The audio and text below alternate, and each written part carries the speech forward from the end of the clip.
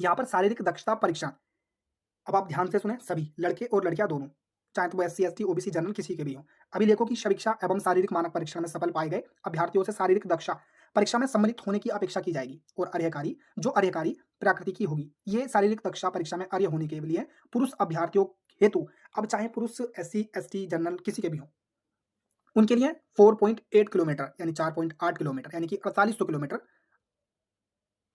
Sorry 4.8 kilometre या फिर ऐसा कह सकते हैं 4800 मीटर की दौड़ 28 मिनट में पूरी करनी होगी। यानी पुरुष अभ्यर्थी जो हैं, चाहे तो वो जनरल के हों, एससी, एसटी, ओबीसी किसी के भी हों, किसी भी वर्ग में आते हों, उनके लिए जो रनिंग है वो 4.8 किलोमीटर है, जो कि 28 मिनट में पूरी करनी होगी। अब आप महिला, बहुत ध्यान से सुने, महिला अभ्यर्थियों हेतु 2.4 किलोमीटर की दौड़ 16 मिनट में पूरी करनी आवश्यक होगी।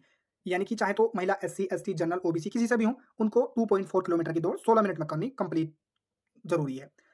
वे अभ्यर्थी जो विवाहित समय के भीतर दौड़ पूरी नहीं करते, देखो वे अभ्यर्थी जो विहित समय के भीतर दौड़ पूरी नहीं करते, भर्ती के लिए पात्र नहीं होंगे। आप जानते हैं इस विषय में, तथा उसी स्तर का चयन प्रक्रिया से बाहर हो जाएंगे, तथा उसी स्तर पर चयन प्रक्रिया से बाहर हो जाएंगे। मैं आपको फिर बता रहा हूँ ये बात, अब आप ध्यान से सुने।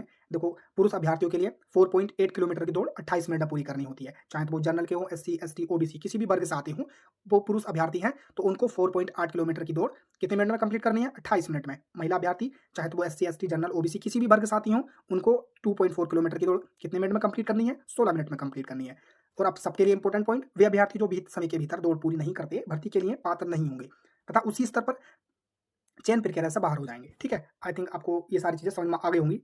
और कुछ इंपोर्टेंट पॉइंट, शारीरिक दक्षता परीक्षण की विस्तृत प्रक्रिया बोर्ड द्वारा अवधारित की जाएगी और इसे यथासमय बोर्ड की वेबसाइट पर निर्धारित की जाएगी। देखो, जो भी आपके लिए इंपोर्टेंट था, वो मैंने सब आपको बता दिया है, ठीक है? शारीरिक दक्षता परीक्षा की तिथियाँ व समय की सूचना यथासमय बोर्ड की वेबसाइट पर प्रदर्शित की जाएगी। मैंने आपको दौड़ और इन सब चीज़ों के बारे में बता दिया, हाइट, वेट, चेस्ट के बारे में।